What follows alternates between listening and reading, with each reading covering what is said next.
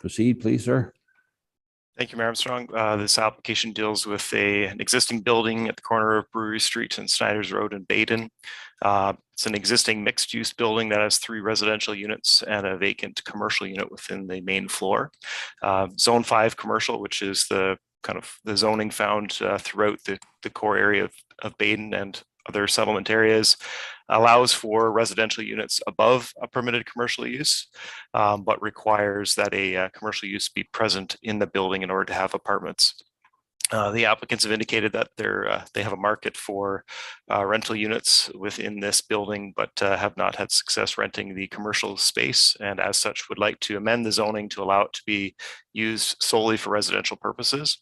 They have reserved the current zoning status, Zone 5 commercial, in the event that in the future, if there were to be a need for commercial use, there would be that ability to convert space back into commercial uses down the road.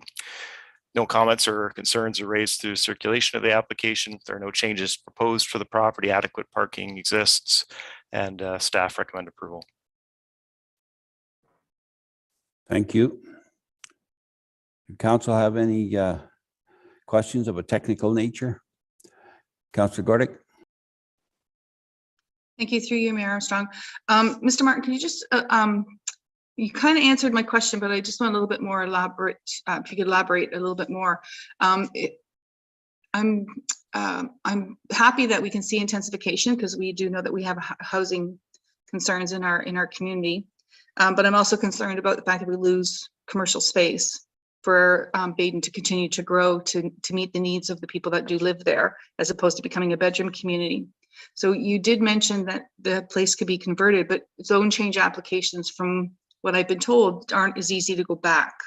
So could you elaborate on that a bit more, so that if they were able to find somebody that was a commercial tenant, how they could go about doing that, please? Through you, Mayor Armstrong.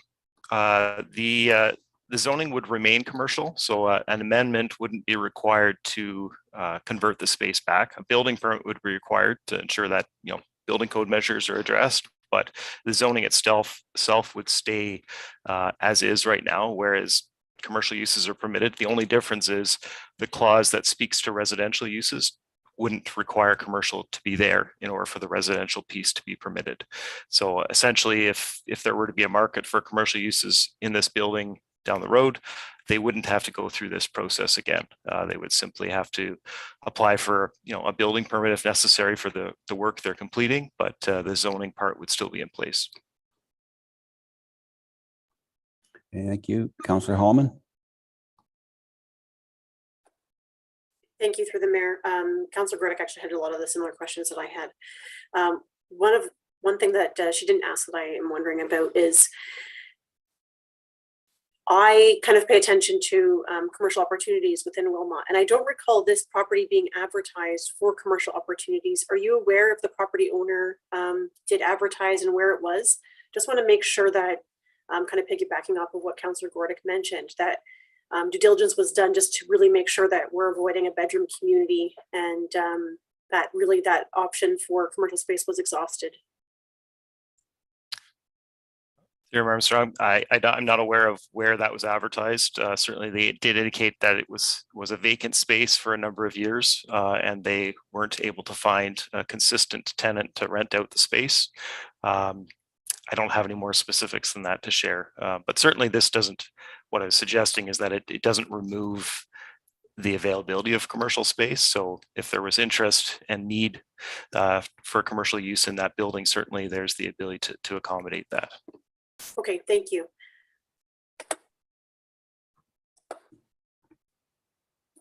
See no other questions. We have no registered delegations. Is there any person present who wishes to address council on this matter? None of the participants have their hands open at this time, sir, or hands up at this time, sir. Okay, thank you. For a second to last time, does anyone wish to address council on this matter?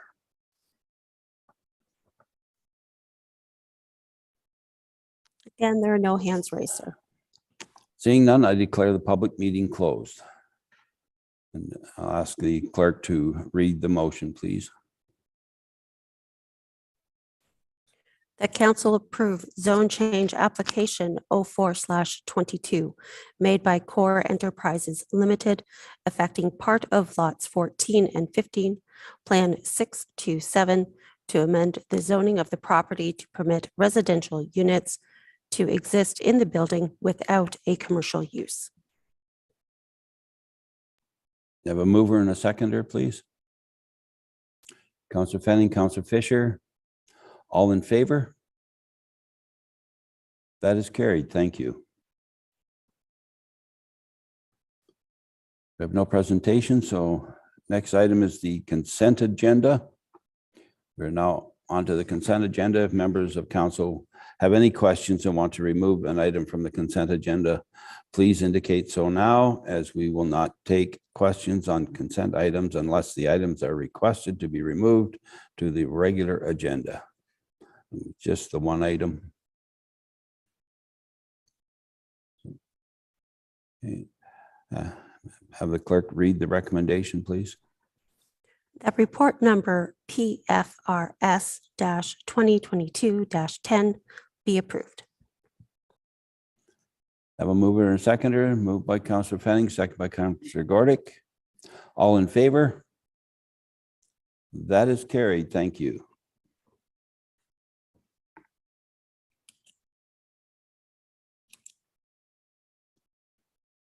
Next item is from the Information Legislative Services Award of an RFP. Ms. Middleholtz. Thank you. Through you, Mayor Armstrong. Nope, my camera. Just a moment.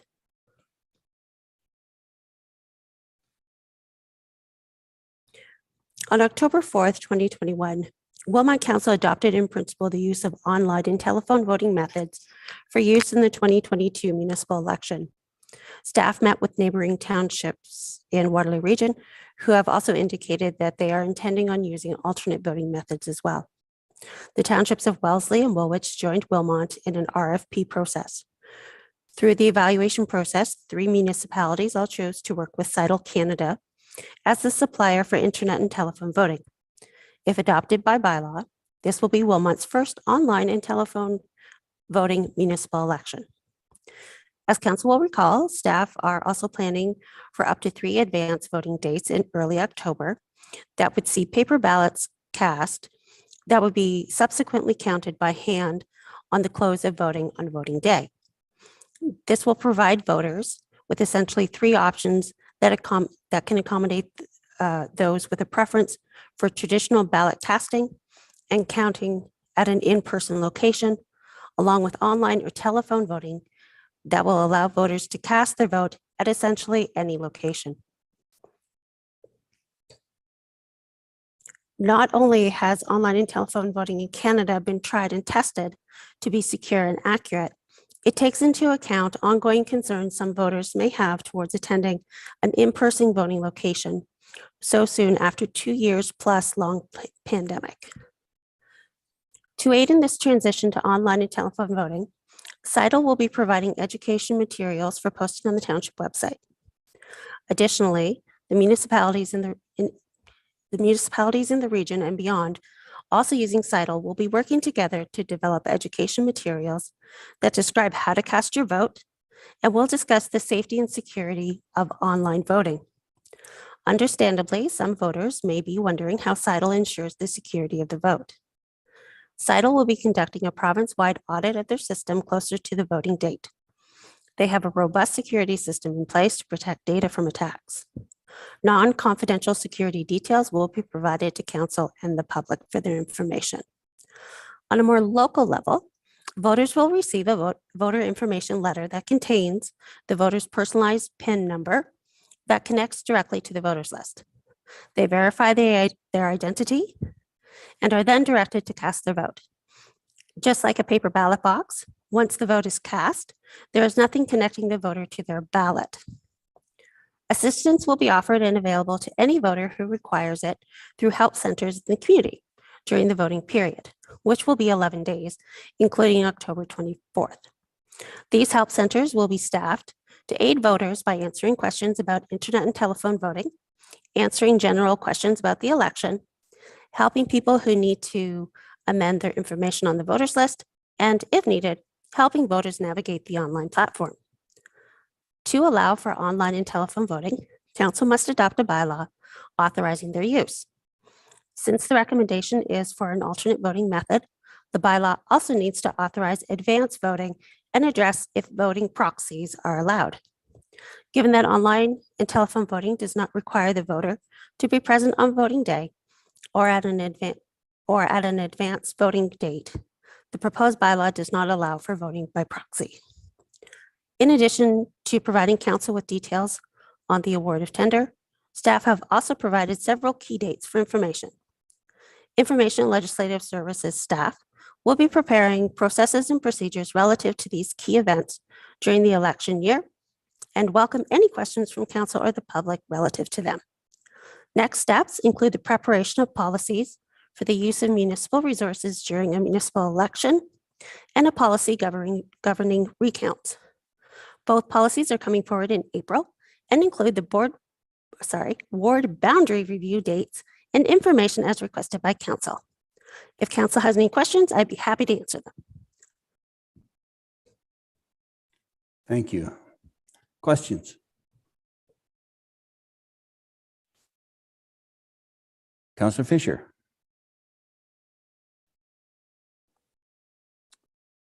Through you, Mayor Armstrong. Just a comment. I think it's a smart thing to do because nobody really knows where COVID's going to be come October, whether it's here or not.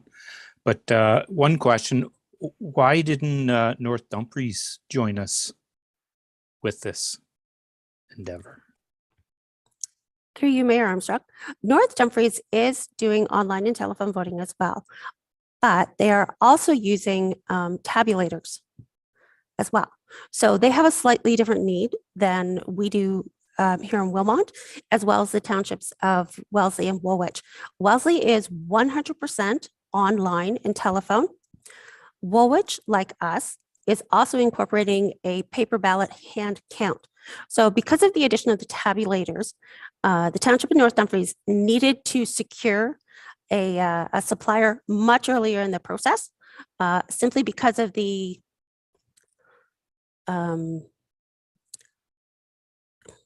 suppliers. The suppliers, they needed to have that information earlier to be able to coordinate because there's fewer suppliers that provide both services. Thank you. Okay. Seeing no further questions. Clerk, read the recommendation, please. That report number ILS 2022-09 be received for information, and further that Council adopt bylaw number 2022-12 authorizing online and telephone voting for the 2022 municipal and school board elections. Thank you. Have a mover and a seconder. Moved by Councillor Hallman, seconded by Councillor Gordick. All in favor? That is carried. Thank you. Next item is from Development Services. Mr. Okrafka. Thank you, Mayor Armstrong. As requested by Council at the February 28th Council meeting, we have a staff report summarizing the Halton Hills moratorium resolution on gravel pits and some additional information. Obviously, there's been a lot of municipalities looking at this. North Dumfries certainly is attached. Their resolution is attached to this report for your consideration as well. It's a version of the Halton Hills, and my understanding is that Woolwich is actually they considered it last week in committee and are considering a resolution tonight as well, with essentially the North Dumfries resolution, the North Dumfries version of the resolution, but adding in a request to consider sunset clauses as well on gravel pit licenses. So the information is here for you. Highlight the number of pits in Wilmot is about 15 licenses in Wilmot with a total extraction annually potential of 6 million tons. And the reality that approximately a quarter of that or less is extracted in a year. As you're aware, the provincial policy statement has explicit prohibition on municipalities giving consideration to supply and demand within considering gravel pit applications. And certainly that's been an issue for a number of municipalities. And I think that was added, I believe, in 2014 to the PPS. So it's been in there for a while, and certainly this motion is, in general, looking for a full review of aggregate approvals in the province. I think is the best way to sum up what's being requested. And there's a number of options that council can consider, and I'd be happy to try to answer any questions that you might have on aggregate applications. Thank you. We have some delegations.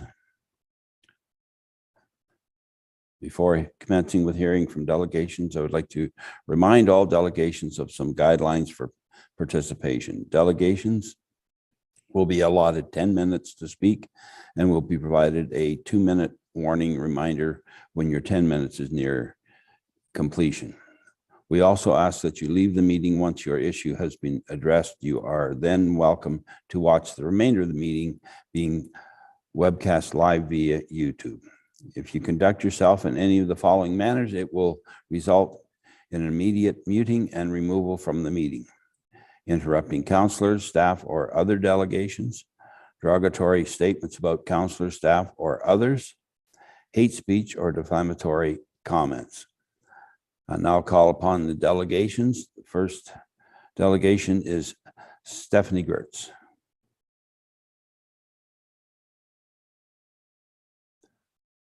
Councillor Gordick.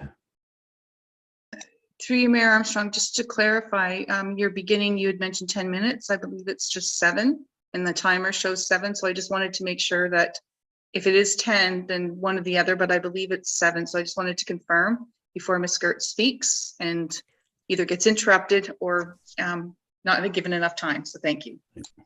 Through you, Mayor Armstrong, I would like to confirm that it is 7 minutes as per the procedural bylaw. Thank you. Sorry, that was written in my speech and I didn't get it correct. So there you go. It is 7 minutes, Steph. Welcome. And Thank you Mayor. have 7 minutes. Thank you, Mayor, and through you and Council, through you, Mayor Armstrong.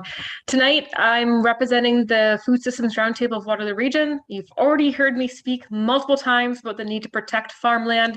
I don't need to repeat myself on the amount of loss of farmland that we lose each week, the importance of it.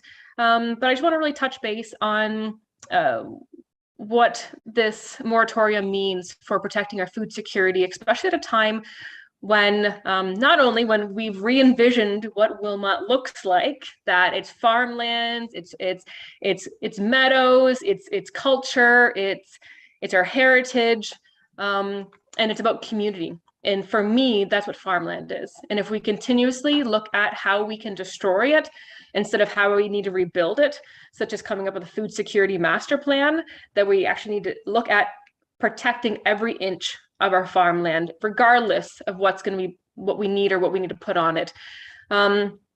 Even before Russia launched a war in Ukraine, the global food system was strained, snarling, supply chains and unpredictable weather because of climate change has pushed food prices and they're to the highest in decades.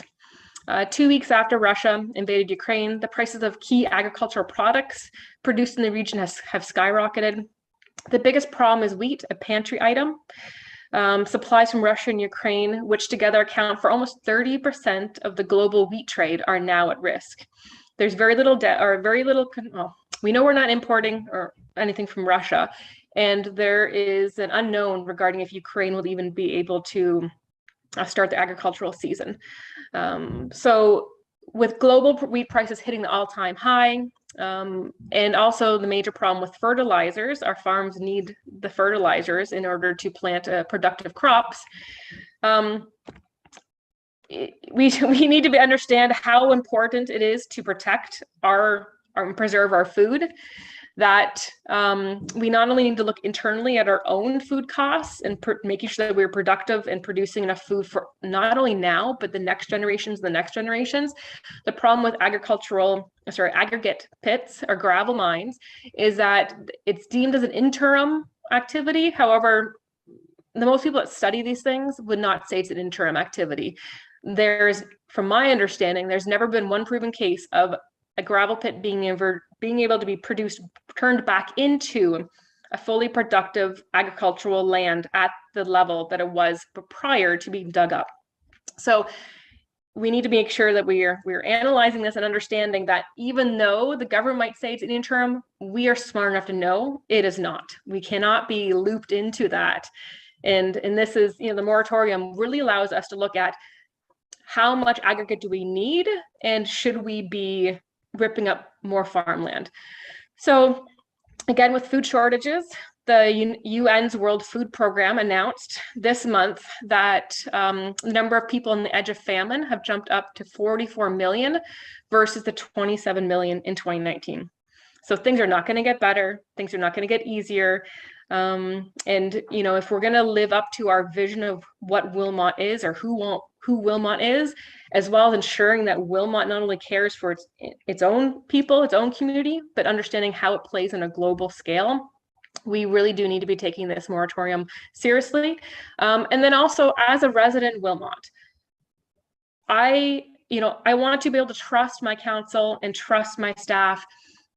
And I want to know that the choices are being made on our community's best interest. And when I watch, every week, a new municipality agreeing to this moratorium week after week, and it's going before their council and goes before the one time and they're passing it, it makes me hesitate and really wonder when it went before council 2 weeks ago or 3 weeks ago, and it, got pushed back to reevaluate. And I think, okay, why do we have to reevaluate that?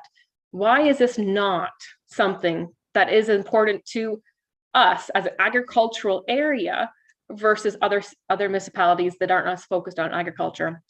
So I'm asking you tonight, you need to consider, if you pass this back, what kind of message is that telling your community, that your hesitancy and your trust and your faith in what we believe our community should be. And I tell you, you're going to be very hard to find someone who does not agree with this, with passing this moratorium. Thank you. Thank you. See no questions. So thank you, Steph. Our next delegation is Graham Flint.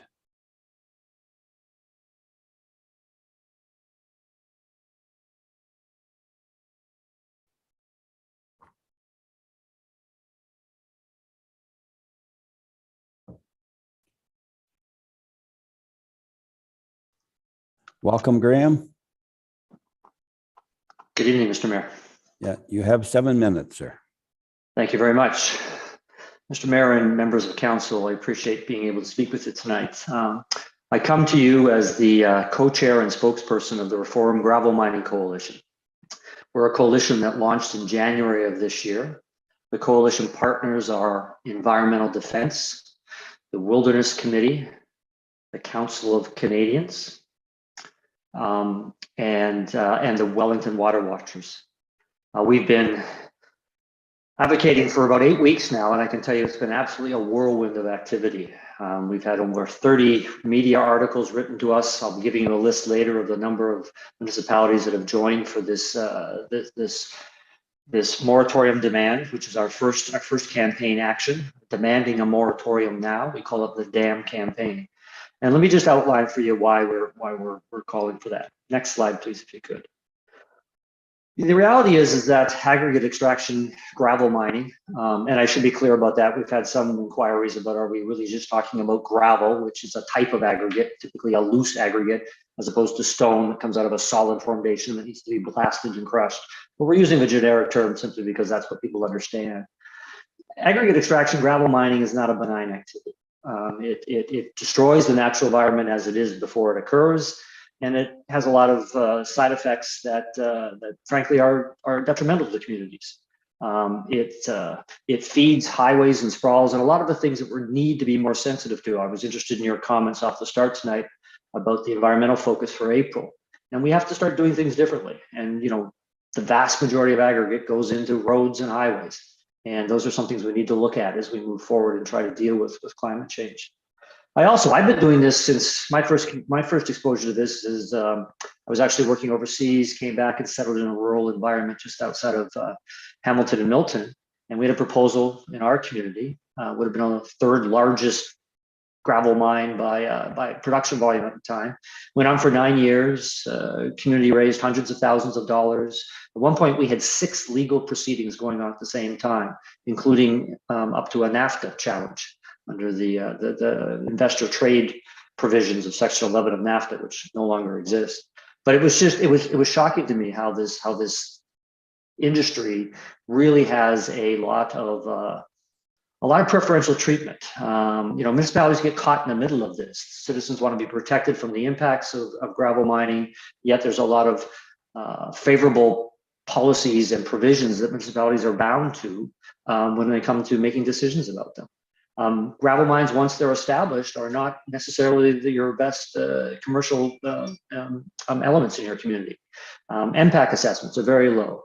The town of Pushlands and the county of Wellington have been, in legal proceedings. They've worked their way through the review processes with impact, and now they're actually in court trying to battle up for fairer impact assessments.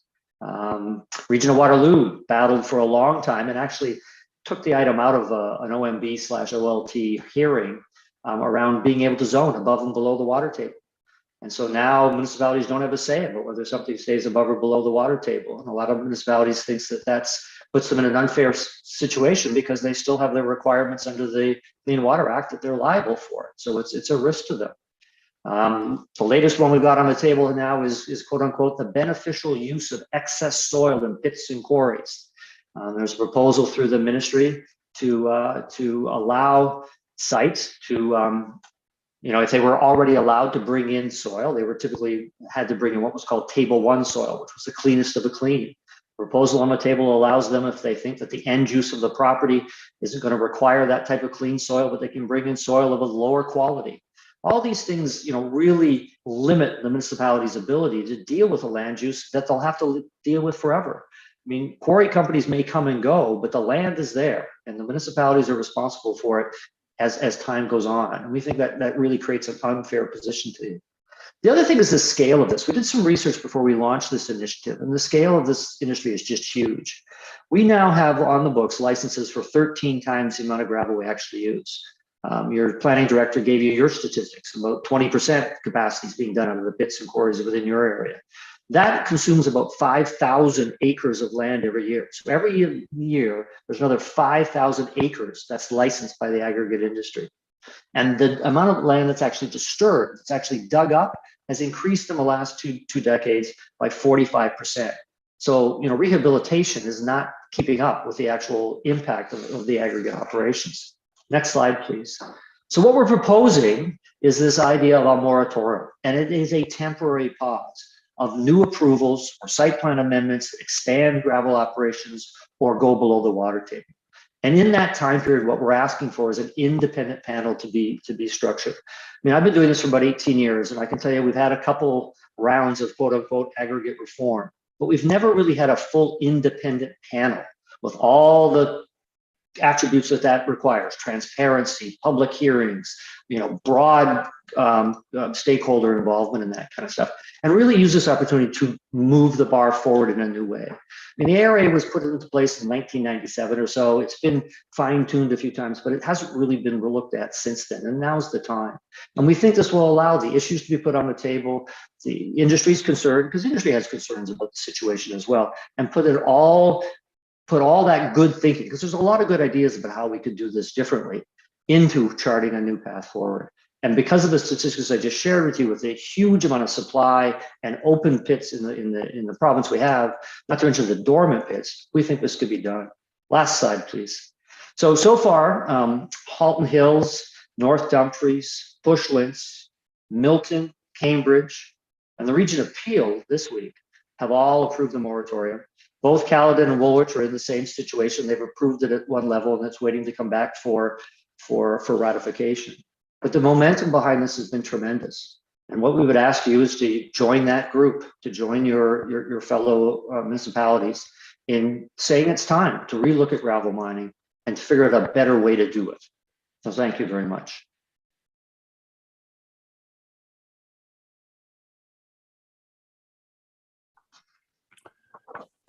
Okay, thank you, Graham. I don't see any questions. So thank you again for your presentation.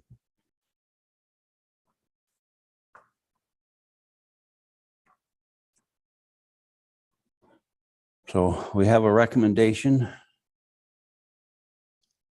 Have the clerk please read the recommendation, please. That council receive report DS 2022-010 for information, and further that council consider whether they wish to adopt a resolution in support of the Halton Hills request for a moratorium on the consideration of new gravel pit applications in the province of Ontario. Thank you. I have a mover and a seconder. Moved by Councillor Gordick, second by Councillor Hallman. Questions or comments? Start with Councillor Fenning, please. Thank you. Through you, Mayor Armstrong.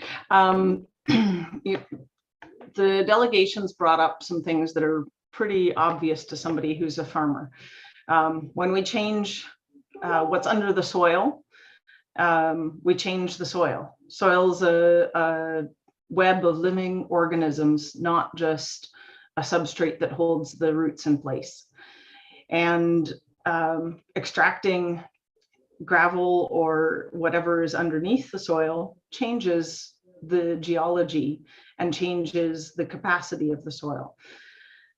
I provided the clerk with some amendments to the proposed motion this afternoon, and I'm not sure if this is the time to put that up or if we should take other questions and comments first. Mayor Armstrong, through you, Mayor Armstrong, if I may. So what I believe procedurally, what we would do is we would consider and look at the adoption of the motion that is currently on the table. And then you would introduce a secondary motion, which would be the resolution from Halton Hills with the amendments that you have suggested. And I'd be more than happy to share that on screen at that time.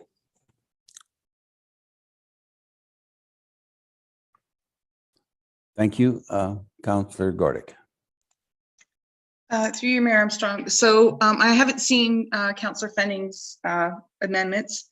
However, one of the things I'm having a little bit of an issue with is that this was not whether or not to adopt a resolution. I actually wanted this to be a proper motion, just like Halton Hills, but specific for us with the proper wording.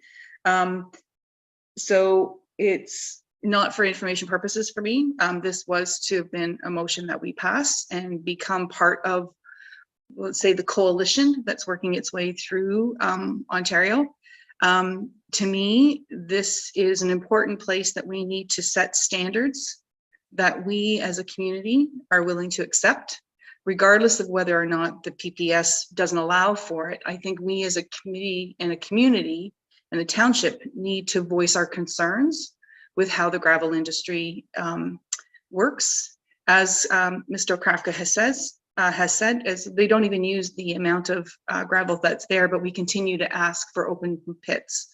That to me is a concern, that we're willy-nilly, for lack of a better term, just allowing things to progress when we've already, as Ms. Gertz has stated, in a climate situation, farmland is being taken daily. We can do better, and I think us as a community need to let the province know that we expect better from them. We expect better for our communities. We expect the province to help us to move forward in more environmentally friendly, more environmentally sensitive ways to work with the gravel industry. This is not a condemnation of the actual gravel industry. I just think that everybody needs to take a step back and do a better job. Thank you. Councillor Hallman. Thank you through the mayor. I have been impressed by seeing the support of more cities like Peel and Milton supporting the moratorium, because those cities are so large and so dependent on the gravel industry, which comes from our rural areas. And I think this unites us across Ontario to say that it is time that we push it up to the province, that we stand for changing the way that we look at this. We must plan for the future responsibly, ethically, and morally. And I see that this is the opportunity to have this conversation at the province for that. I am in support of the Halton motion, but I am curious to see what Councillor Frenning is proposing as the amendments. So perhaps that will be the next thing that we can review to see if Council supports Councillor Frenning's adoptions to, or the amendments to the Halton motion. Councillor Gerber. Yes, thank you. Through you, Mayor Armstrong.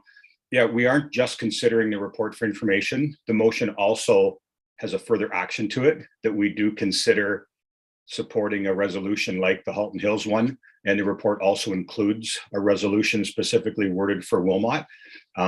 So I think if we're in favor of this and we wish to pass these concerns of our citizens along to the provincial government, who ultimately makes the decisions, we can pass the recommendation we have before us and then pass the resolution that's attached to it. And we would be accomplishing both of those goals. Okay, thank you. Councillor Frenning. Actually, maybe I'll wait until we're looking at the resolution. Okay, thank you. Councillor Fisher. Through you, Mayor Armstrong, I would be in favor of passing this too. And I'm also curious what Councillor Frenning has in mind. But one question, I noticed there's two different numbers used, Wilmot and Halton, over 5,000 licensed pits. North Dumfries saying 3,600 licenses, 2,500 permits. I was wondering if Harold could clarify that. Yeah, through you, Mayor Armstrong to Councillor Fisher, I think it's the same number. It's whether they're wayside pits or whether they're full licenses. So I think I had noticed that when I was looking at the resolutions. I think Woolwich is using the North Dumfries version for the recital at the beginning, but ultimately my understanding is it's the same number that they're targeting. There's a website that summarizes all the licenses and permits in the province, and I think that's where the total comes from. Thank you. So, did you wish to speak again, Councillor Gerber? Go ahead. Thank you. And further to, I believe Ms. Gertz was wondering why we didn't pass it the first time it was presented to us as correspondence.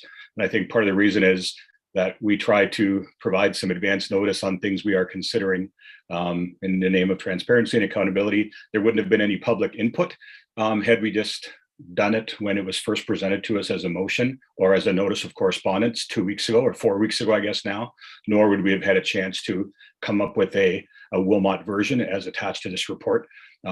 So I think the idea that, we've allowed the public to engage on the issue and that we've had an opportunity to hear from the public and people have had a chance to delegate, I think is sort of a better way of doing it, if you will, than just passing it just the moment we receive it as correspondence without really a chance to consider it. And it's also why I would probably speak in favor of the Wilmot resolution in front of us rather than changing wording that we're just hearing for the first time that could have been shared via email with us earlier. I just writing motions on the floor is I just don't find it's very productive. Okay, thank you.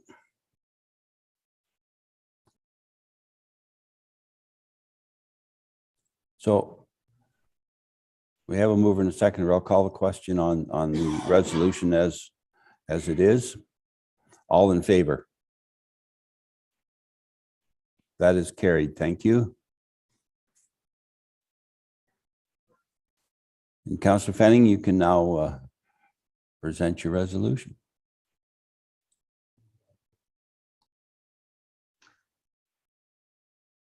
Well, I guess it's not my resolution. I just, the resolution was prepared at the request of council. And I just made a few minor changes or additions to it, which I believe do not change the overall purpose or substantially. But I think it strengthens the language some, and to Councillor Gerber's point, this is not, I didn't write a whole new motion. I simply, as we frequently do, have asked for some amendments to it. So the points are in bold that I had added, because I think that it's really important for us to look at recycling of aggregate. And if we can scroll down, added in a little bit of language. So develops new guidelines to require, instead of just that it could be, but adding the word require so that it's a little bit stronger language. And closing the loop on the aggregate use so that it becomes a closed loop life cycle, which will make it more sustainable. And if we go back up a little bit,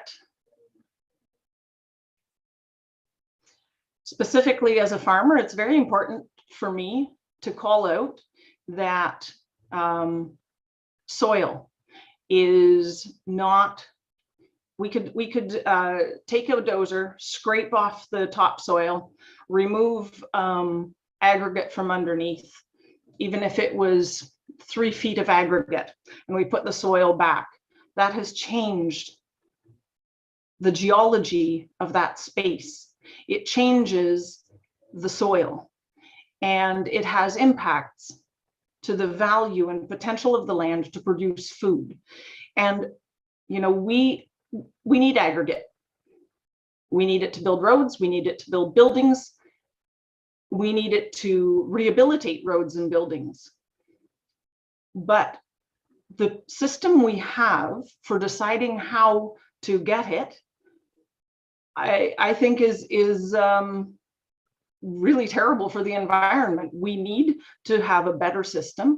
We need to reassess this. We need to make it better. And until we do, I think we need to stop doing what we're doing, not take anything more, and do the work to figure out how to do it better so that we don't damage the environment more than we have to. You know, I'm not saying, and I don't think that we are never going to approve another gravel pit application, but we can do it better. And that's why I support this and why I added the language that I did. Thank you. Councillor Hallman. Thank you, through the mayor. One of the issues was Councillor Fanning already addressed with scrolling, so I could see all the words on the screen, so I appreciate that. Secondly, I am in support of these very common sense and practical edits to this, so that's great. Happy to see that. The only other thing that I am requesting when I see this now is at the end where it asks for it to be the resolution to be passed on. I'm asking if it can, if we can include the Mississaugas of the Credit and all the other First Nations that we typically engage with in all of our planning processes. Shall this pass this evening? Thank you. Councillor Gordick. Through you, Mayor Armstrong. So Councillor Hallman beat me to that. I was going to ask for having the Indigenous communities added to have the resolution forwarded to them. so that they're aware of us moving this resolution. And I agree with Councillor Fanning, based on her vast experience of being farmer and what it takes to keep the lands healthy. I appreciate the additions that she's added to this, and I'm in support of the adoption of the amendment to the resolution if the way that she's presented it. I don't think I hear what Mr. Gerber says, or Councillor Gerber says, is that we, often it's nice to sort of get a bit of a heads up, but these are very minor changes, I believe, that just kind of add some strength to our position and how we as a community would like to have the province engage with us a bit more on this particular issue. Thank you.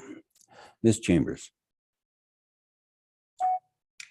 Thank you. I just wanted some clarification with the original motion that was just passed by council. Was that the motion to approve the report and to consider adopting the motion? We did not adopt the Halton motion. Okay.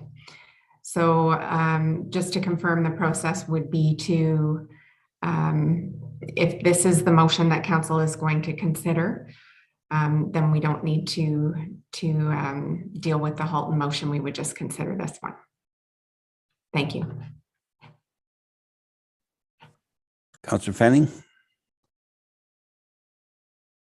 Thank you. Through you, Mayor Armstrong. I see that this version does not include the sunset clause bullet point, and that should be included in here.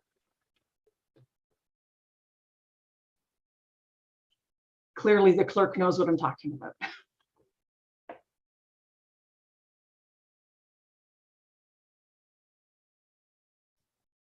While we're waiting, we could let Councillor Fisher make his comment.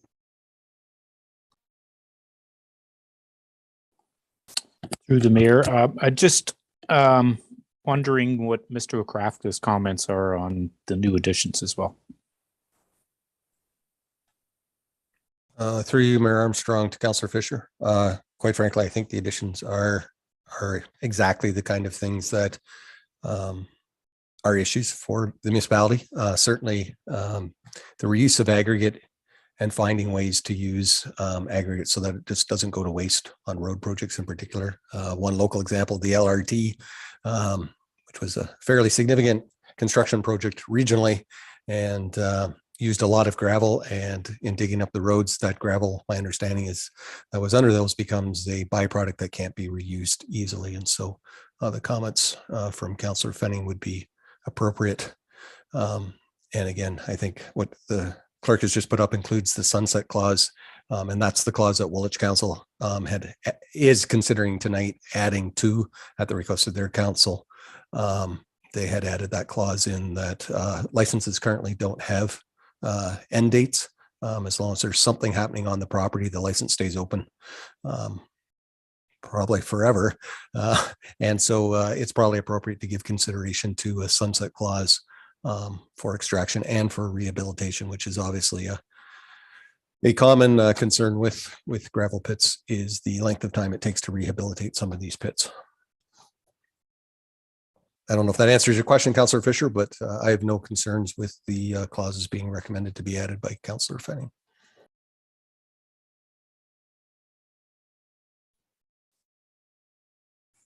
Okay. Pardon me, sir. Through you, Mayor Armstrong. Respectfully, I wish to ask Councillor Hallman again, who from the Indigenous communities, she was asking that this also be circulated to. I wasn't typing fast enough. My apologies. Thank you, through the mayor.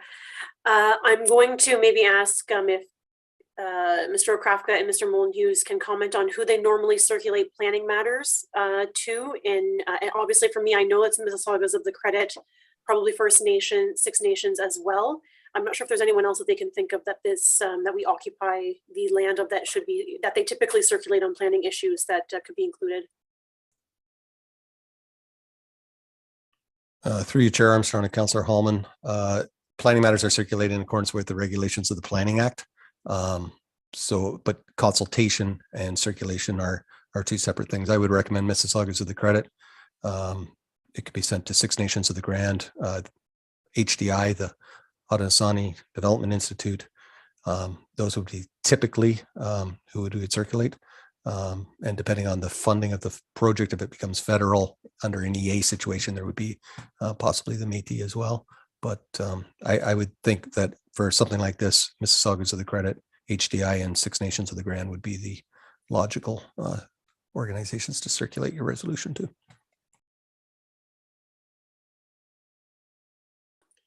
Through the mayor, thank you. That was exactly what I was after. Okay, thank you. Councillor Gerber. Yes, thank you. Through you, Mayor Armstrong. Yeah, earlier I wasn't commenting at all on the nature of any of the revisions that we were about to see because we hadn't seen them yet. I was just commenting on if they were sent out by email sometime this afternoon, they could have been sent to all of us, and we could have probably saved, the 15 minutes we've spent sort of, discussing the motion, figuring out what it's missing, figuring out what else we needed to add. We would have had a chance to maybe do that and do some of that ahead of time. That was sort of my comment on the process of things. Okay, thank you. So the resolution is before you. And we look for a mover and a seconder, please. That is moved by Councillor Fisher, seconded by Councillor Fenning. If there are no further comments or questions, all in favor? That is carried. Thank you.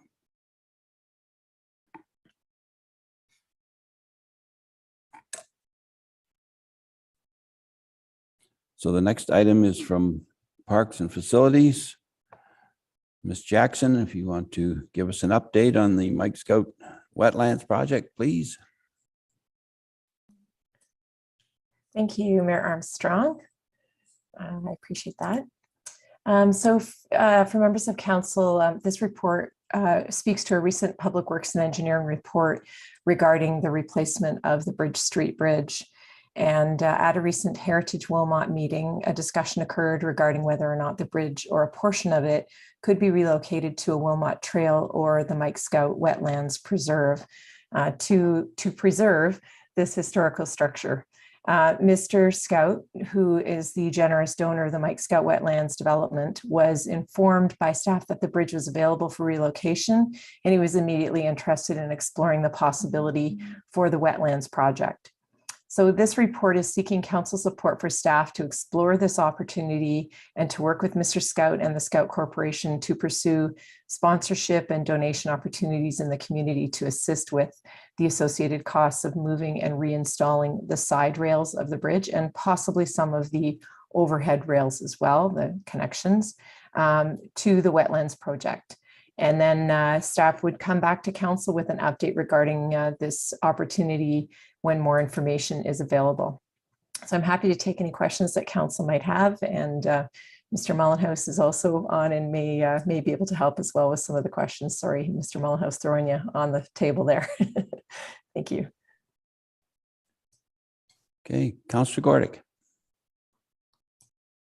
Oops, through you, Mayor Armstrong, and I'm not sure who. So I know you can't give us an amount, but the initial report that we received for the relocation was around $650,000. And I know that we're looking at not having as much removed or whatever. It's a two-part question. So if we use that 650 as a base, there's still going to be removal. Would that 650,000 still be part and parcel of some of the bridge? And then the other part of it, the extraction part that we would potentially put into the wetlands, be, do you have a guesstimate of, if you broke it down into sections, if we were to break the bridge up into quarters, would it be say 100,000 maybe to move parts of the structure? Has anybody had a rough idea? So as we're talking about this, I'm sure that there's people in the community would kind of want to know what would be fundraised or what would be the potential maybe to look at. My second question is, for me, again, a cost question. The maintenance and the repair and the upkeep of the bridge, because right at the moment, those structures are not, to me, nice.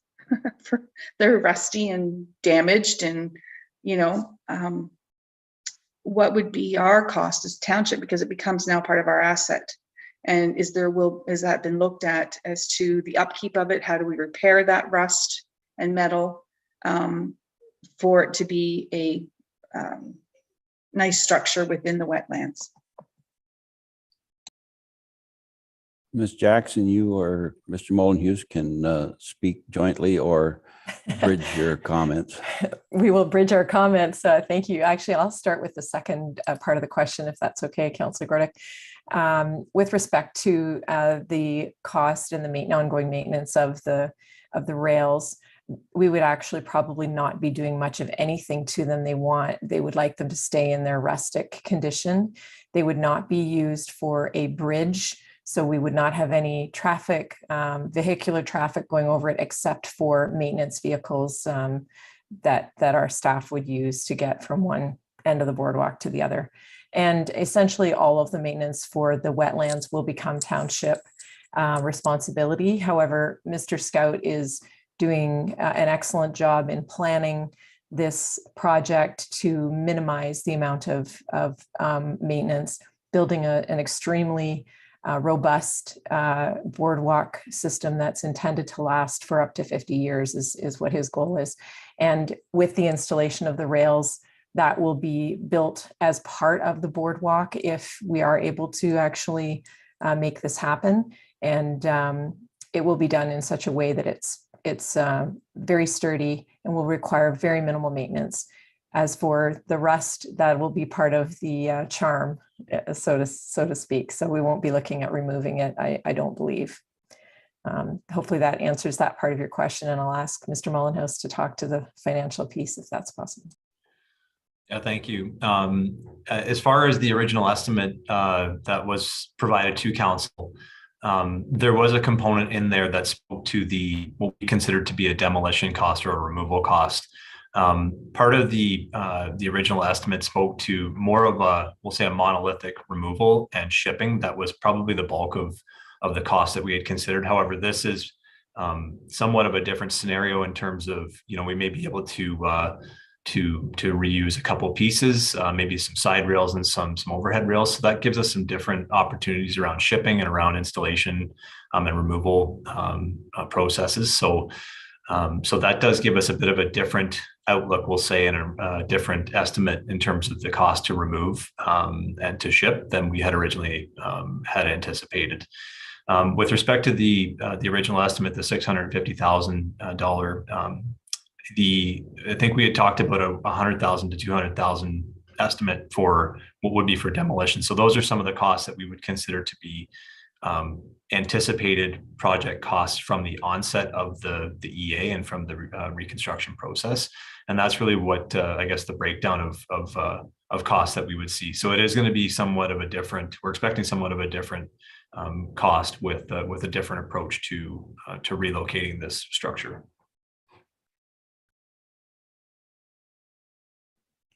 Okay, thank you. Councillor Fisher.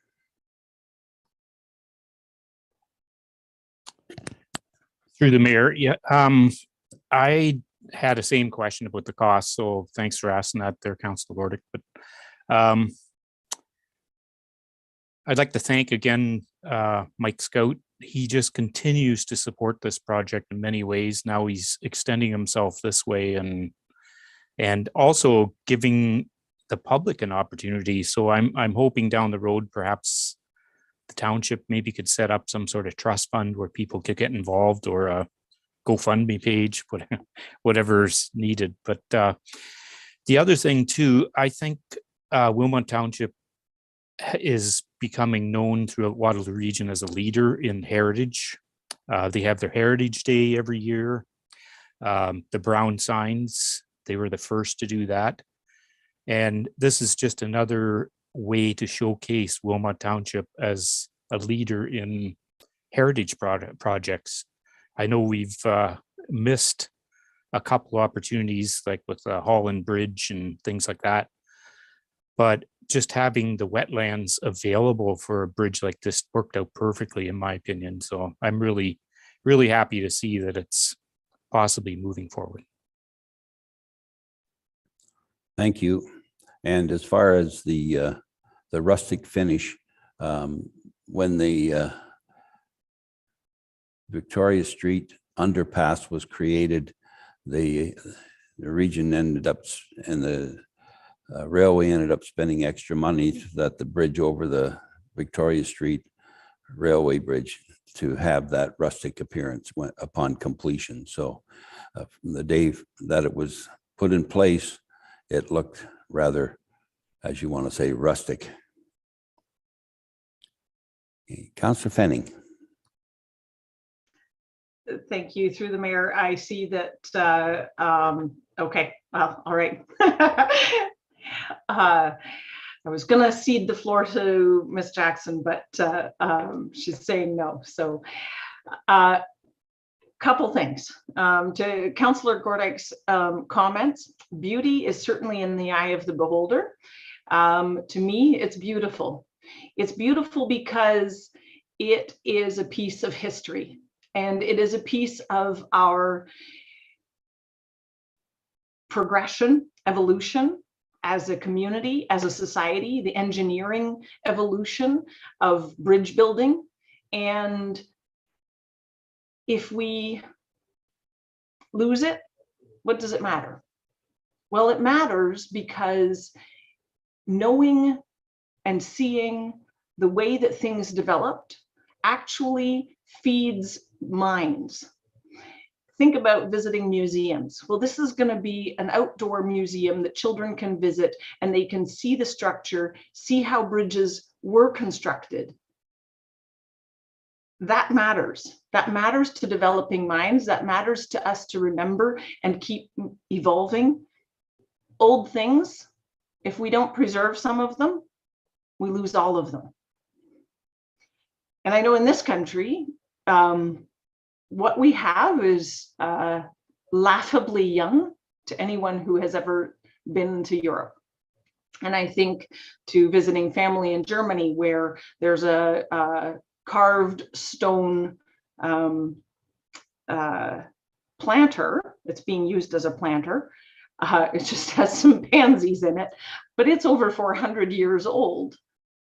And there are pieces like that everywhere. Imagine if they had not preserved some of that heritage. You go to cities, they have preserved buildings as they've built new, they've preserved the facades, and you can see the evolution of construction. You can see the evolution of engineering and architecture, and that has value to us as a society.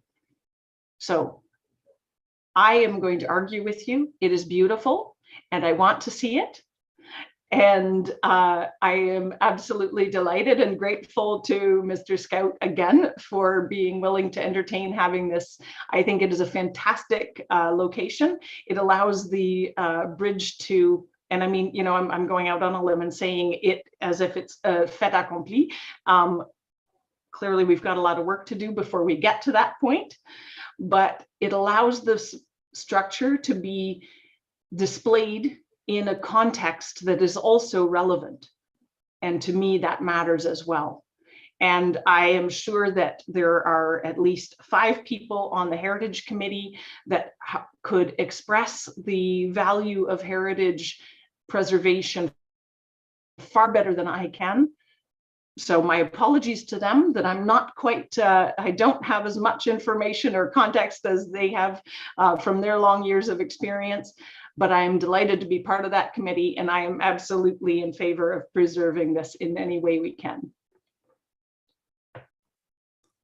Thank you, Councillor Gordick. Through you, Mayor Song. I'm pretty cool with heritage, although that's another topic that we've had before, where we are sorely missing in our Indigenous history within our township, that we've gotten rid of a lot of that. So I get it. And but just sort of that little point. My only concern was, as we've come out of COVID and the taxpayers were hurting for things, and we will have another fundraising possibility with our hockey rink. It was more just the idea of sort of at least asking the questions from a cost perspective. From the pictures that were presented from the damage that was done with the car accident, I'm just curious as to this, and I know, please, I'm not saying that anybody would do anything wrong. I'm just saying that for me, I'm wondering what's left of the bridge that would be not rusted out, that if somebody was to touch it. So for me, I always think as a mom, you know, scraping my hands on a piece of rust, and you know how that hurts, and the dirt and all that kind of stuff. So for me, that was my thought process, is that the structure itself looks not nice, and I don't need it to be shiny and pretty and all that kind of stuff. Not nice. I get Pantene and all that kind of look. It was just what parts of the bridge are going to be viable, and if it's already sort of at a damaged parts of it, what is the cost implications for the township going forward to ensure that it doesn't continue to crumble, as rusted metal sometimes does. So that was where my concerns were coming from that total perspective, and the budgetary concerns of keeping it up. Ms. Jackson? Thank you, Mayor. Yeah, Councillor Gordick, I totally understand where you're coming from. We will make sure that anything that is in reach for people is safe. So yeah, that we would make sure of that. And the reason I had my hand up before was I wanted to mention that Mr. Phil Holtz, who is actually the designer who's working with Mr. Scout on this project, grew up in New Dundee. And his mom was one of the people who put a dent in that bridge. And he loves the fact that that dent is going to remain intact and be able to be moved to the wetlands, hopefully, if we can make this happen. So I think there will be definitely an interest in trying to preserve the dents, so to speak. And maybe Mr. Mollenhouse can speak to the safety aspect a little bit if he's got his hand up there. I'll quiet now. I will make the comment. Yeah, I will make the comment as well. I'm sure everyone in the township has a denting the bridge story. We do have a very common problem with that structure. So I did want to comment on the structural adequacy piece and what was presented in the previous council report that was in support of closure, and mostly what we had presented and what we see from our structural engineers is for bridge loading, where you would have actual traffic and vehicle loading on the structure. So any presentation in terms of costs and plans that would be required to reopen the bridge is what we would have put forward in front of council. This would be, my understanding is this relocation would not consider actual structural loading of the structure. So it would be, essentially, a piece that was probably for more presentation than it would be for actual function and structural design. Okay. Councillor Gordick? Thank you for a follow-up. And and again, Ms. Jackson, Ms. Mollenhouse, this was nothing about the state. That wasn't what I was getting at. For me, it was just the visual from the pictures that were presented from the accident. So no offense was meant or trying to bring up your evaluations of putting this forward to us as a council for recommendation. Totally understand. That's where you're coming from, and I'm not. I was visually, I can't picture what we're going to be using from the pictures that we received last time. So that was where my questions were coming from. And when you're seeing parts of it broken up and chipped and whatever, what parts of the bridge are going to be moved to make them something that would be a feature within the wetlands. So that, I guess for me, the next part would be the report to come forward. But also, as I said, fundraising during COVID and the ongoing maintenance costs for our township was a question I needed to ask. To see what was going to be done.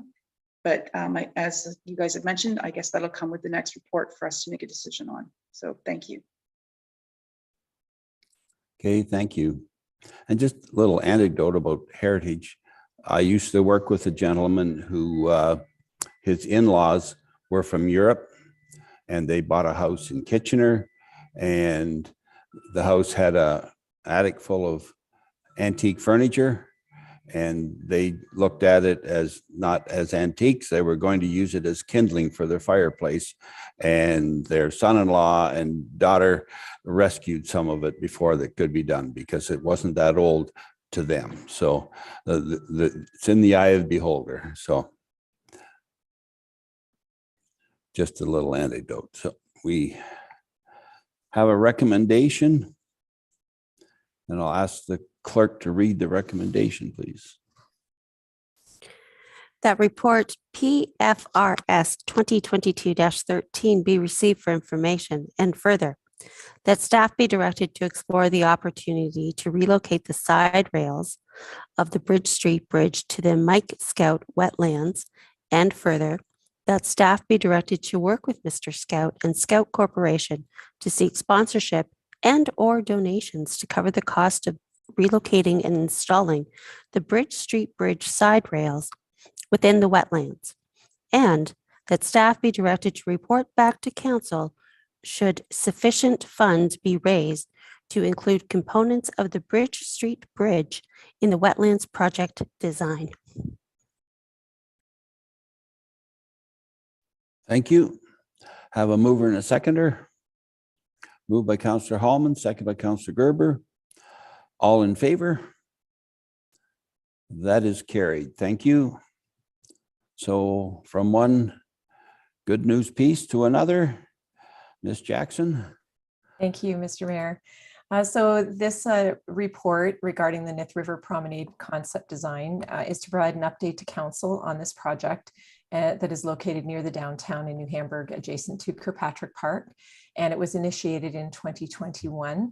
I'm going to be returning this presentation over to Mr. Andrew Martin shortly, who has been leading this project with Ms. Amber Schenk, who is also present tonight. And Mr. Martin will be presenting the 90% concept design to council this evening. Should council approve the 90% drawings, staff will be seeking input into the design by conducting a public consultation online, as well as consultation with key stakeholders, including the Grand River Accessibility Advisory Committee, the Trails Committee, the Board of Trade, and some of the downtown area business owners. So staff will consider all of that feedback received along with the design team and bring the 100% design drawings back to council for final approval before going to tender for construction contract.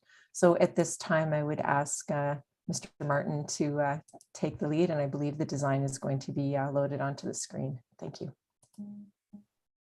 Go ahead, Andrew.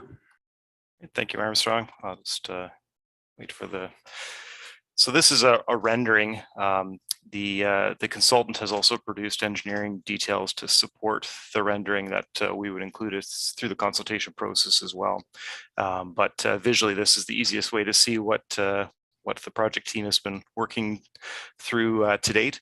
The outset of this process was funding through the RED grant, and it primarily was looking at dealing with erosion controls and improvements along the Nith River. And then in addition to that was looking at while we're improving that area, can we improve this from both an aesthetic and accessibility standpoint as well. So what we feel we have here in terms of a concept is something that helps with all of those three areas. The concept before you identifies, an ongoing issue that we've had along the river is erosion. So the lower part of the trail is proposed to be concrete with riprap along the shoreline. The current riprap roundstone has presented a bit of an issue with long-term maintenance. So the consultant has specified a type of riprap that is more angular, fits together, and with less spacing. So long-term maintenance should be less, and the reeds and those sorts of things that we see along that promenade at this point should be better going forward. Another key component of this was to be able to bring people to the river, provide an area that while we're improving the erosion piece, also improve the ability for people to gather there. So a couple of, in the central part of this design are two gathering spaces, one at the bottom, one at the top. And also that's connected via the existing trail out to Huron Street. So if you're in downtown you come through the trail, through the parking lot, and the idea was to open that up to an upper and lower gathering area that you can also see the water wheel across the river. In that upper area in the middle, if you're familiar with that existing landing area, there's some trees and a large electrical panel that are sitting right in the middle. And as part of this design, the relocation of that would improve and open up that view from Huron Street towards the river.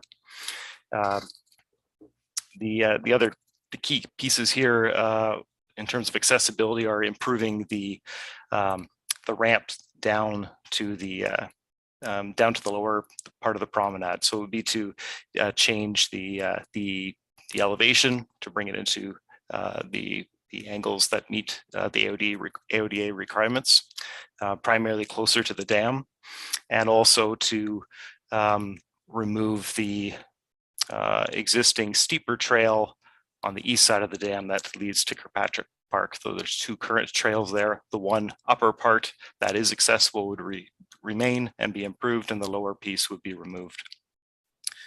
Staff did work with the Grand River Conservation Authority to see if there was any opportunity to deal with the stairs and the dam. And ultimately, the GRC indicated that as part of the scope of this project, they wouldn't support any modifications to the dam. They have supported an elevation increase to that lower trail to essentially remove the last 3 steps, I believe it is, and to bring it in line with a lower landing of the stairs that come down from the dam. But ultimately, those stairs would be retained through this design. But certainly accessibility improvements are achieved with this design, bringing users to the both upper and lower parts of the existing promenade, widening the promenade, providing upper and lower gathering areas, and improving lighting along the entire trail. That's the key components that we've been working with to date. The visuals there aren't completely accurate with respect to some modifications that have occurred since this visual concept was drafted. However, it's very close to what the engineering drawings ultimately reflect, and we would look to attain additional feedback through that consultation process and provide, as Ms. Jackson indicated, to provide 100% drawings back to council at the conclusion of that process.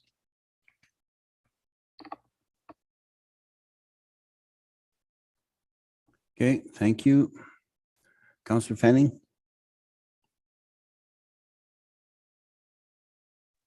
My apologies. I must have put my hand up by accident. Okay, Councillor Hallman. Thanks for the mayor.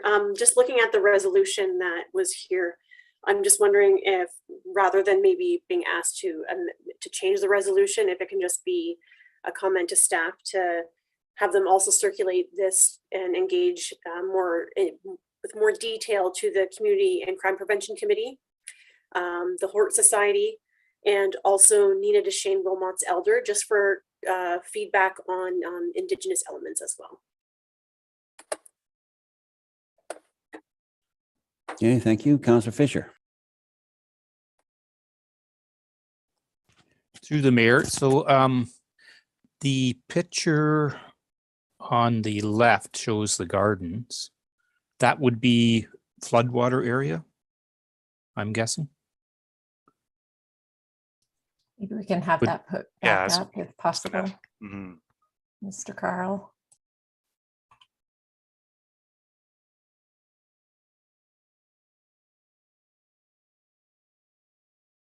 You're referring to the lower image on the left-hand side? Yeah, that's right. Yeah. So that's the area basically behind or beside the dam. Some modifications have been made to change the slope in that area to actually remove the need for armor stone. But the intent is to provide a planting area there. What's ultimately planted, I think, was through that consultation process and hopefully reaching out to the Hort Society, I think, would be an area that to look at to see if there's an opportunity to work with community groups for planting in those areas. This is something that was discussed with the consultant, but ultimately, through that consultation process, we'd look to see what could be planted there. But the aim would be to have plantings there not quite as in the same format as shown in that image, but ultimately something to transition between the trail and the upper area. I was just wondering if it would be washed out every year because of flooding. Yeah. And that certainly was a discussion with the consulting team, and that's, this is to visually show something would be planted there, but ultimately what's planted would need to take that into account for sure. Councillor Holman. My question may wreck, through the mayor, my question may wreck all the fun, but just a quick question about fishing being popular in that spot and water edge safety. Is there signage that exists that could be installed there, or maybe staff could just review it to see if it makes sense to have some signage about water safety or fishing within certain timeframes or with those bylaws? Just wondering if staff can comment on that. Ms. Jackson, did you want to respond to that? Yes, sure. Thank you, Mayor. I've been in discussions with the GRCA regarding signage along the river edge. Ultimately, they control the waterways, so signage about fishing would likely be their responsibility, but we are working through discussions on that, and we'll determine what's suitable for that area. They have been, as Mr. Martin said, consulted on this design. And in particular, we've been talking about the weirs and the fishing that's occurring in that area. So more to come, but we don't have that resolved completely yet. Go ahead, Councillor Holman. You had a follow-up? Thank you. Yes, a follow-up. Can you comment on, so I believe it was New Dundee was installed with some of the fishing line cap. Is that installed down there, or is that something you're discussing as well? Through the mayor, we have that over in the Scott Park area where the launch area is, not in this area specifically. I believe. Now I'm second guessing myself. I'd have to check with Mr. Dubrick. He was the one who installed them, but I know there's one for sure over in the Scott Park area. I'm going to change my mind. There's one there as well. I remember when I launched my kayak seeing it. I think Amber was going to correct you or something there, but you corrected yourself, so that's good. Councillor Gordick. Thank you, through you, Mayor. It's hard to tell with visuals. I get that, Mr. Martin, or perhaps even Amber. You had mentioned that are we changing the? I don't even know the technical term. Are we changing the flow of the river? I mean, obviously GRCA has been involved, but did you say that we're sort of taking some space out? Will that impact our flooding that we get because it's lessened, or because the wall is higher? Because that's sort of because I don't know my stuff about, water flow, Ms. Fenning. Obviously it's not an issue, but, and the other thing is those rocks, I'm just looking at them, as Councillor Holman brought up, people like to fish on those rocks. Those are just visuals, right? Like we aren't replacing the rocks in through the river so that people still can walk out onto them and do their fishing that they do.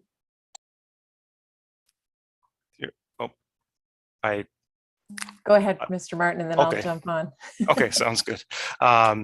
So the water itself, the water edge is not changing. Part of the overall idea is to have no difference in the amount of fill. So the cut fill is about the same, but part of it is actually moving it further. The widening is bringing it further back and modifying the existing Armorstone retaining walls, but the trail in some areas will actually be slightly higher from the river's edge than where it is right now. But ultimately the kind of the essentially no net fill, it may be slightly different, but the actual flow pattern of the waterway will be unchanged through this. There is no intention to change any of that existing weir structure. So, essentially the rocks within the river are outside the scope of this project.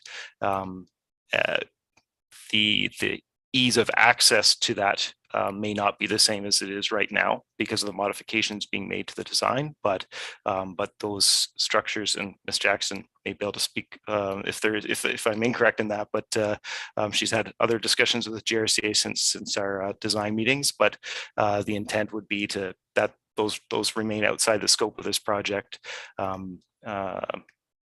But we wouldn't be securing the same ease of access to them as what exists right now.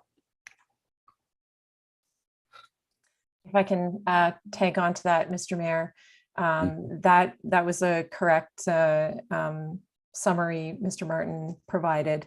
As part of the review of the current maintenance agreement with the GRCA, I've been working on that for almost the whole time I've worked in the township now.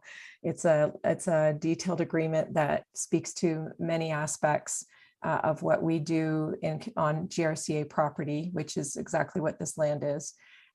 We will always ensure that fishing opportunities are available. That's a very important recreational activity, recreational sport. We just don't know how that will specifically look at that location once this design moves forward. We're still in discussions. When the agreement with the GRCA comes back to council, there will be information specifically about the weirs. That the weirs, for those of you who aren't aware, are those rocks that cross the water. So we are in discussion still about those right now. As Mr. Martin said, that's not part of this project, but we will be bringing back that GRCA maintenance agreement with some more information regarding that specifically. Follow-up, Mayor? Yep. So I know this has been a project that we've talked about over quite some time. Has anybody, Amber, I'm assuming, because I know a lot of your stuff is on site, have you seen anybody out there fishing to sort of take that part and parcel of the design concepts, because you've seen people out there?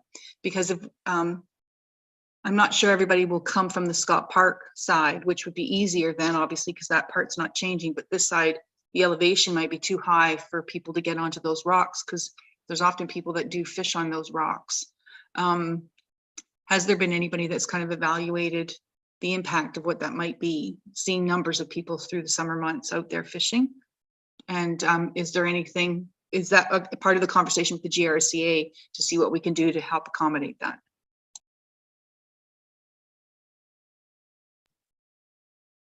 Go ahead, Ms. Jackson.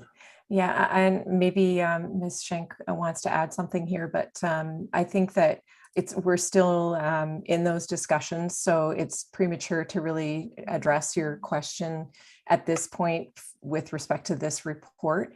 But we will definitely be bringing more information back when I bring back the agreement with the GRCA, the maintenance agreement.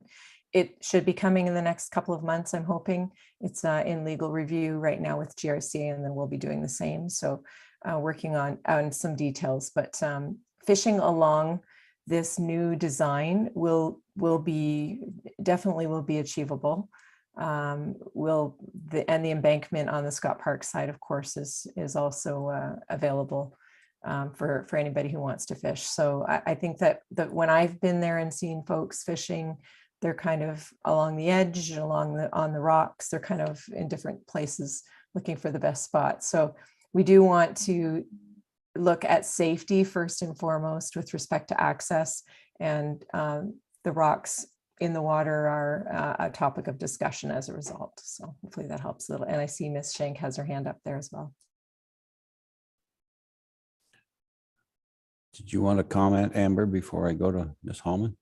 Yes, thank you, Mr. Mayor. Through you, Mayor, the new design for the promenade would address the fishing off of this side, based on the fact that the people that are there, and the consultant was told about this, they're standing in that jagged riprap right now. The risk of twisting an ankle or falling into the water is a great deal of concern for us. So with this new design, lifting the elevation of that trail, widening it to give more space for people to pass by, those things were addressed. As far as the weirs being outside of this scope, I can't comment to that. But for the lower promenade area, it should make it a lot better for people to come down here and use it as a recreational space. As Ms. Jackson had said, we do have the fishing line collection area. It's at the west canoe entrance on this side of the river. Thank you. Councillor Hallman. Thank you. As people keep talking, I keep coming up with more questions, so I'm sorry.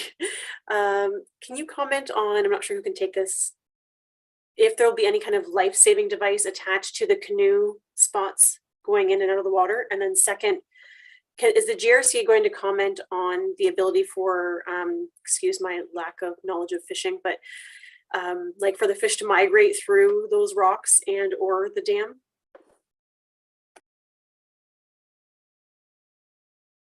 Go ahead, Ms. Jackson. Thank you. Through the mayor, life-saving equipment is not typically, we wouldn't be involved in something like that if the GRCA chose to do that, and I've not seen that on any of their other access points.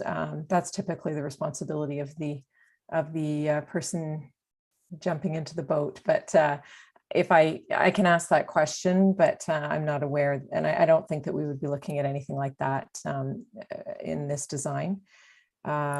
With respect to the second part of your question and the fish, that again is a GRCA responsibility.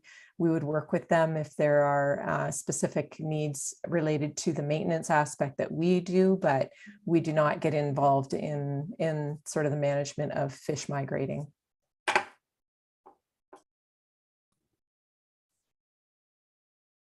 Mr. Martin? Just to add to that briefly, so we did have a discussion with the consultant GRCA specifically about in-water work. So the consultant has clarified with GRCA that the scope of work isn't in water. So this project isn't anticipated to modify anything with respect to existing fish migrating or those sorts of concerns. So that's the process moving forward. GRCA's, this is based on not being in-water work. Yeah, from my recollection, the weirs are built to allow the migration of fish. Looking at the rendering, it would appear that the scope of the work is to return Huron Street back to woodland.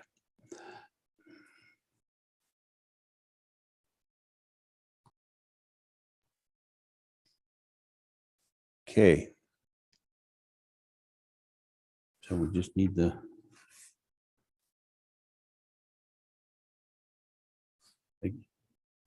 just have the clerk read the recommendation. That report PFRS 2022-18 Nith River Promenade Concept Design be received for information purposes, and further that 90% complete concept design prepared by WSP Global Inc. bracket WSP be approved in principle, and further that staff be directed to proceed with public consultation on the concept design, including an online review and comment opportunity on the township website and a review opportunity by the Grand River Accessibility Advisory Committee, the New Hamburg Board of Trade, the Wilmot Trails Advisory Committee, and neighboring businesses, and that staff be directed to bring the 100% design drawings back to council for approval while incorporating consultation feedback where possible prior to tendering the project for construction. Thank you. Have a mover and a seconder, please. Moved by Councillor Hallman, second by Councillor Fenning. All in favor? That is carried. Thank you. Next item is Public Works and Engineering, Traffic and Parking. Mr. Molenhuis. Thank you, Mayor. This report summarizes bylaw schedule and signage updates required for reconciling and updating the traffic and parking bylaw to include existing conditions. It also includes a small number of new locations for parking restrictions. This work started as an asset management exercise and expanded into a general update to the bylaw schedules to reconcile field and schedule information to ensure consistency between the two.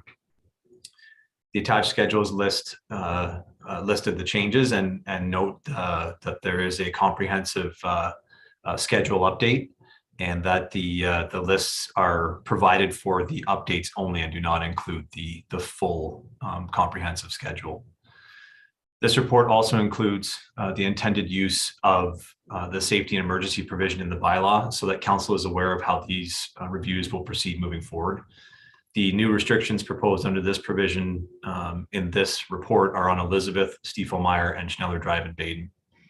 Staff did proceed with the use of the general community consultation process for the proposed changes based on the reported, what we had received as reported vehicle impacts in the neighborhood. However, through the course of the review and the consultation process, it was determined that large vehicle and equipment access is impacted by parking and operation scenarios and was a safety concern.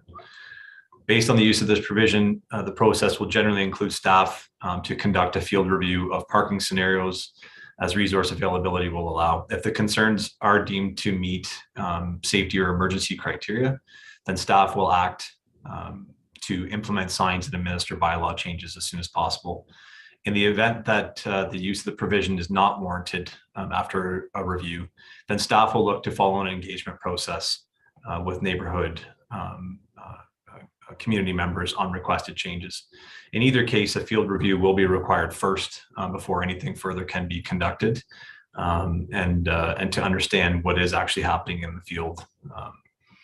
Staff have noted this report may generate interest in current parking scenarios that may need to be reviewed. However, we are looking to address these over the course of the year and not obviously through this report, as any of these changes need to be reviewed through a proper review process and potentially may involve a public process as well.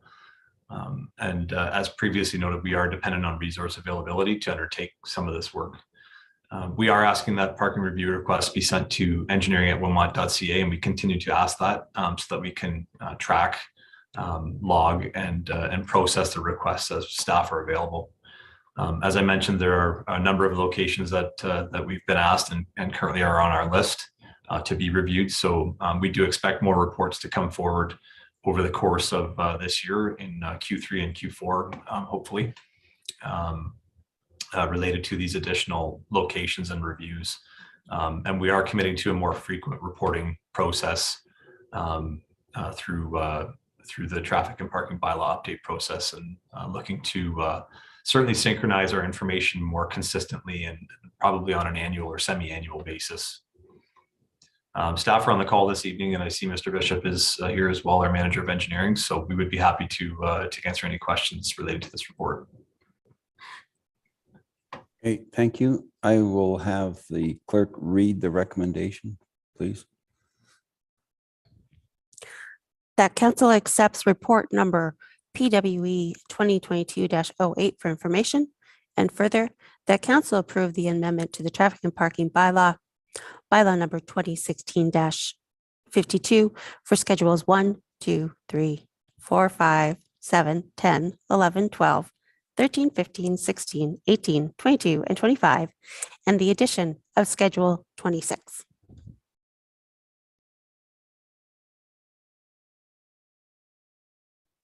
A mover and a seconder, please.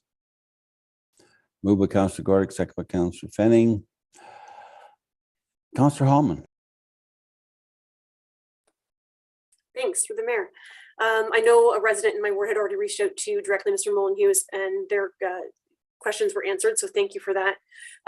Since that time, I did get two more, and both were on the same topic. So I'm just wondering if you can briefly just discuss what community safety zones would look like going forward. The one request was asking about if you would be reviewing it within this time frame, within a calendar year, or how it would be to go forward with requesting this for Rosebank and for Mannheim Road.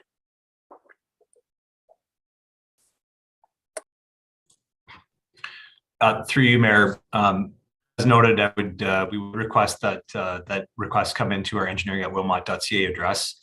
One thing I will note and didn't note in my overview is that this we'll say report and any traffic and parking bylaw update reports would not typically overlap with something we would consider like a traffic calming or a traffic operations type review. Those would have to come through a separate process. However, we would ask people to channel through the same communication process through our engineering email address. we are looking to have a traffic calming program and a policy come forward later in the year. And I would think that if we're talking about community safety zones and establishing those, it should come through that type of a process rather than a traffic and parking bylaw update or an annual type update. We would look to those types of administrative situations to have a more detailed and comprehensive review than just a parking scenario. But again, if that is a concern of residents, then they should communicate with us through that engineering email address so that we can track it and log it and process it accordingly. Follow up, Mayor? Go ahead. Thank you. So just to be clear, because I have brought it up this evening, is it still beneficial if I copy you into an email with the 2 residents regarding this to engineering?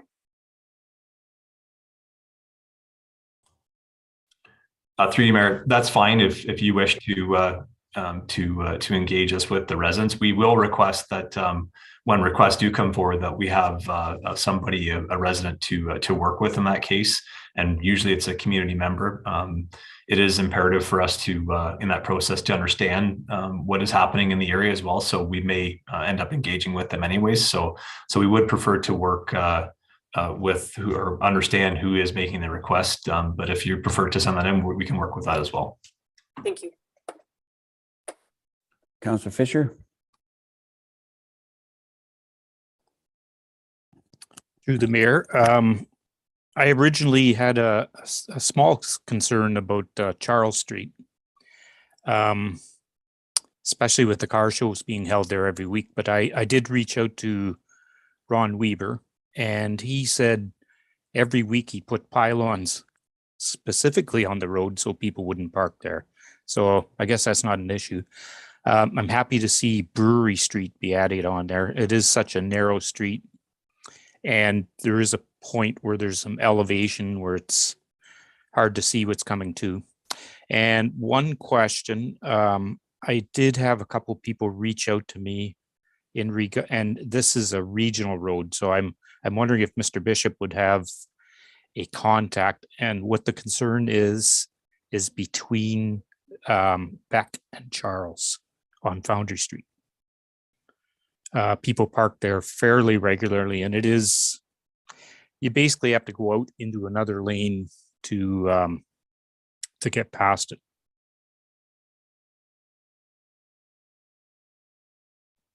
Go ahead, Mr. Bishop.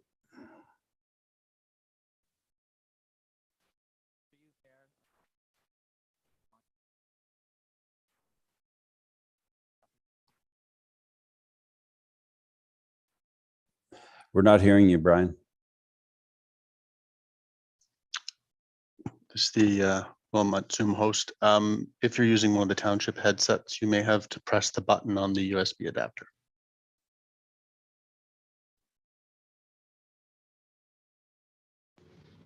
You hear me now? Perfect. Great, thank you. Through you, Mayor, to Councillor Fisher, I do have a contact at the region for the corridor management group. If you'd like to forward off the resident request, I can get them in contact with the region on their traffic bylaw requirements and parking requirements on that road.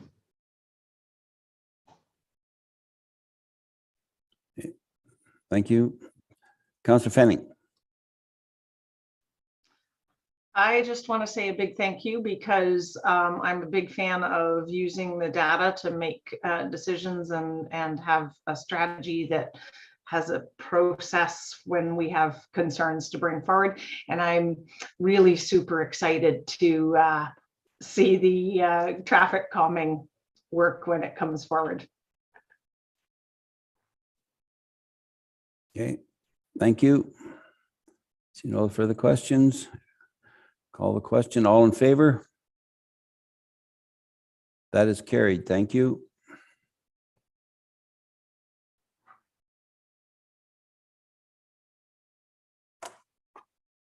Next item is correspondence. Have the clerk read the recommendation, please.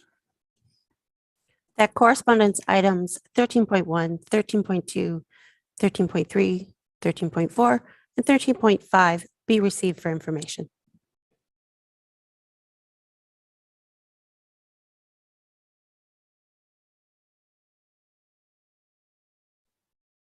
Thank you. I beg your pardon?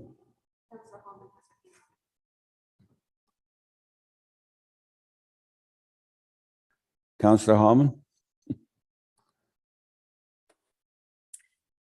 Thank you. I'm just trying to figure out which motions or the correspondence I want pulled to be supported by council this evening. I'm just trying to, my computer crashed on me. My second computer crashed on me, but I do know that it was the mono one, and I know that it was the max decibel one. I'm just trying to reload my computer here. If I may, through you, Mayor Armstrong. So 13.1 is the town of Mono support for Ukraine. 13.2 is no nuisance noise Ontario. And if council it does decide that they want those brought back on April 11th for consideration, I do have motions prepared to that effect. And it would be a matter of amending the recommendation regarding receiving correspondence items for information, removing 13.1 and 13.2, if that is the will of council. And 13.5, sorry.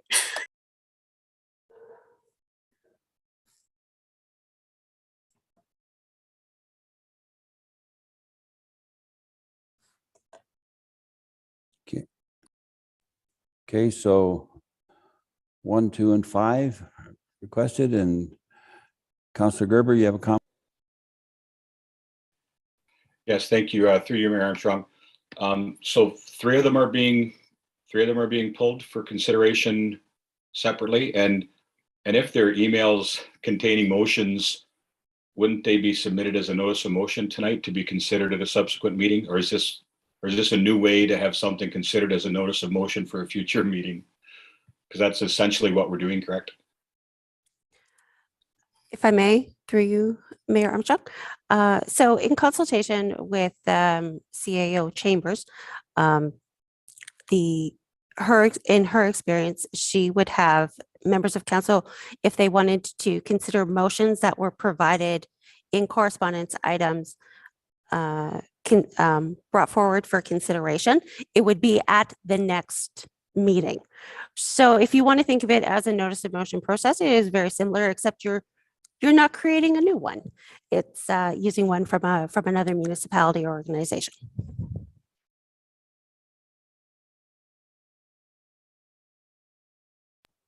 Ms. Chambers. Yes, I just wanted to speak to the rationale behind that. If we are pulling items that would require some staff input, sometimes it's not appropriate for us to be on the spot and give you our best advice. So typically the process that I've seen is when we pull something, it would be directed to be brought back at a subsequent meeting to allow staff to do the proper investigation and provide council with some advice and context. Very good, thank you. Councillor Gerber. Yes, thank you, through Mayor Armstrong. So I guess I would ask Councillor Hallman, you want staff reports on these items you want pulled, or you want them considered as notice of motions at the next meeting? What is our intent? Are we getting a report on the ones we're pulling, and then the report might consider whether we support it or not, or are we getting a report and then considering it at a subsequent meeting after that? Go ahead, Councillor Hallman. Thanks for the mayor to Councillor Gerber. So in my perception from the ones that we've done in the past, if staff, if the CEO feels through the staff that these motions will require staff time and should be commented on versus the pressure up to the other ministers through the government, then I think that's two different things. So for example, the no noise Ontario one, we're just kind of pressing that up. So I feel that perhaps Ms. Chambers can determine that now that we're officially asking these to be pulled, if they should have staff resources accompanying it when it comes to the next one. And even if that gets pushed to the one after, suggesting that it should require a staff report. Nothing here is pressing. So perhaps those recommendations can come with that next time. Thank you.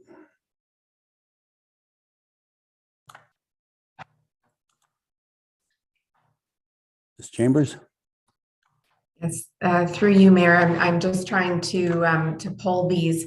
They may not all require a staff report, but it would be, rather than doing that on the spot, that is the purpose of bringing them back at a subsequent meeting. So if you feel that there is nothing urgent to consider tonight, we could put them on a subsequent agenda for council's consideration. That appears to be the consensus. Okay. So call the question as amended. Through you, Mayor Armstrong. At this point in time, no member of council has actually moved or seconded the correspondence items 13.3 and 13.4 being received for information. So that would be the motion before council as amended. Perfect. Thank you. Mover and a seconder. Councillor Gordick, Councillor Fenning, all in favor as amended? That is carried. Thank you. Bylaws. Clerk, read the recommendation for bylaws, please.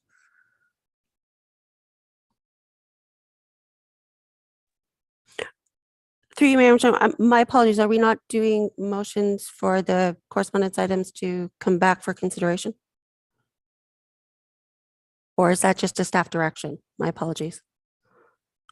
I think that's just a direction. I think we know we pulled them out for them to be reconsidered at a later date. So I think that's a direction for it. But if you feel we need a resolution, we can do that. I would like to, if upon the leave of the mayor, I would like to call on CAO Chambers to perhaps respond to that question. She had her hand up. Thank you. I think if we had a resolution to pull those items, then it would be recorded in the minutes as a direction. Thank you, Ms. Chambers. So it would be that correspondence items 13.1, 13.2, and 13.5 be deferred to a subsequent council meeting for consideration. That is moved by Councillor Hallman, Councillor Gordick. All in favor? That is carried. Now we can do bylaws. Read the Thank you very much. Thank you very much. Bylaws. That bylaw numbers 2022-12, 2022-13, and 2022-14 be read a first, second, and third time and finally passed in open council. And that is moved by Councillor Fisher, Councillor Fenning. All in favor? That is carried. Thank you. There are no notice of motions. Any announcements?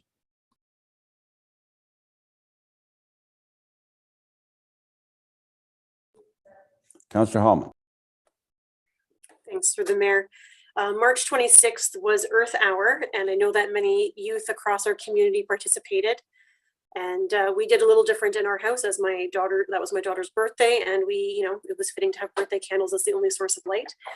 So just wanted to thank everyone for doing their part and our commitment to that and participating. The other thing I wanted to mention was as seasons change, so do the volunteers in some of our sports. And I just wanted to recognize all of the volunteers who continually sign up to participate and lead youth in our community for various activities, and those who are signing up for the next season of sports as we head down baseball season and soccer season. So thanks to our community who is amazing and continues to put our youth first in the community and volunteer their countless hours for that. Thank you. Councillor Fanning. Thank you. Through you, Mayor Armstrong.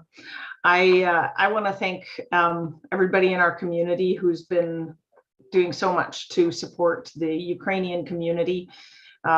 It's impressive. And I'm looking forward to bowling on Friday night. What they're going through over there is something that I don't even want to attempt to contemplate the impact of in their daily lives. And if we can do something to support, to make the Ukrainian community feel supported here, then I'm really proud of our community for stepping up to do that. As the mayor mentioned at the beginning of this meeting, April is Earth Month, and April 22nd is Earth Day. The Sustainability Working Group and the Trails Committee are bringing you a Trails and Park Cleanup Day on the 23rd, since the 22nd is a Friday and most of us have Monday to Friday jobs. So stay tuned to the social media from the township. You will get details on when, where, and how to sign up. The cleanup will be happening from 9 to 12 in most communities. And depending on how many of you around this virtual horseshoe and a few others around the community sign up to be point people in different parks and at different trailheads, we hope to cover everyone that the parks and facilities staff have suggested could use some TLC. So stay tuned for that, and we'll look forward to seeing you there. Thank you, Councillor Fisher. Through you, Mayor Armstrong. The Baden Community Association's also having a cleanup on April 23rd for the town of Baden. And ours will be from 11 to 1, and we'll be meeting at the fountain. And also, the Community Association has ordered 400 rainbow trout, which will be going into the pond. So May 28th will be a fishing derby. And the first week of June, car shows start up again. So lots of fun stuff happening in Baden.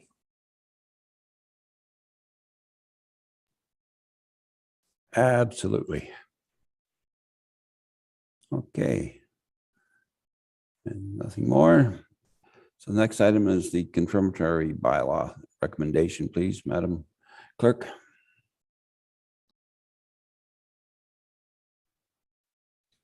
That bylaw number 2022-15 be read a first, second, and third time and finally passed in open council.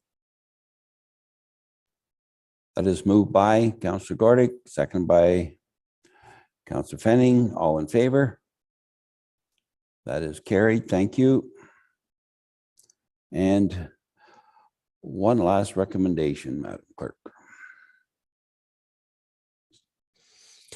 That we do now adjourn to meet again at the call of the mayor. And that is moved by Councillor Holman and Councillor Gordick. And when I do call, I'll use my indoor voice. Everybody in favor? That is carried. Thank you. Have a good evening, folks. Safe drive home.